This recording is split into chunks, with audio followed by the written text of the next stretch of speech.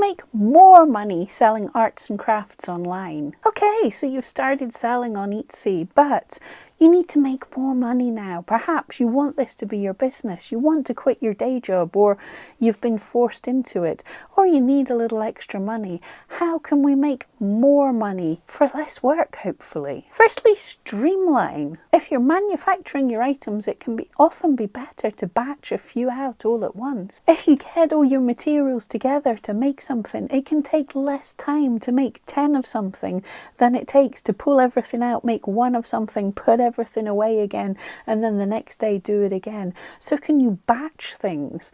And also when you're batching things, I think of this when I see card makers. When they're cutting out beautiful butterflies to go on the front of their card, could you cut out some extra? Could you use your machines to cut out some extra to make kits to be able to sell so people can make what you're making if they don't want to buy the fully finished card? Could you get quicker and easier if you did a bit of training? I know half the time when I'm doing online stuff is to try and remember how that piece of software works. Maybe a bit of training would mean that I could do these things faster and easier. Can you outsource? Are there repetitive things you're doing that are not particularly skilled that you could perhaps outsource to somewhere? And how can you streamline your materials? Sometimes it makes sense to buy in bulk. It costs more up front, but each individual item will start costing less and less. So it's a big investment up front, but if you know that you're going to be making the money over the course of the year, it might make sense to buy in bulk and store somewhere. Method 2 is to add luxury. Quite often, if you use more luxurious materials, you can do a bigger markup. One example is knitwear. If you make what everybody else is making, say some fingerless gloves in normal acrylic mixed wool, there's a limit to how much people will pay for them. They'll pay what everyone else does. And from what I've seen from knitters, it's not always a great hourly wage. However, if you move to a more luxurious material, in my mum's shop actually, when she was in New Zealand visiting my sister, she purchased some wool from the company that supplied the wool, that supplied the pure wool to make Gandalf's cape. So she was able to knit gloves with that heritage, which gives a better markup, which means her hourly wage has increased from buying something a little bit more special. Can you make different sizes? Different sizes can have different amounts of profit.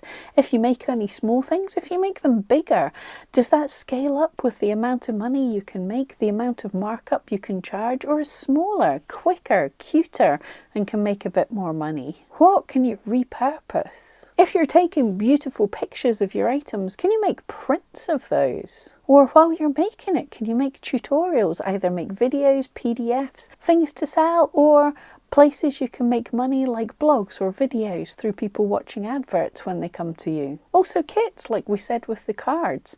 When you're pulling together all your raw materials to make something, can you pull together twice as much, put one half into a kit with the tutorial that you've made and sell that, and the other half in selling the ready-made item? And same with supplies. If you're dyeing some yarn, can you dye double the amount and sell this wonderful hand-dyed yarn? More on the materials, not just bulk buying, but can you build a relationship with a manufacturer, perhaps get exclusive rights to something or a little extra deal because you're just going to use them? Or turning it around totally, can you become an affiliate for them?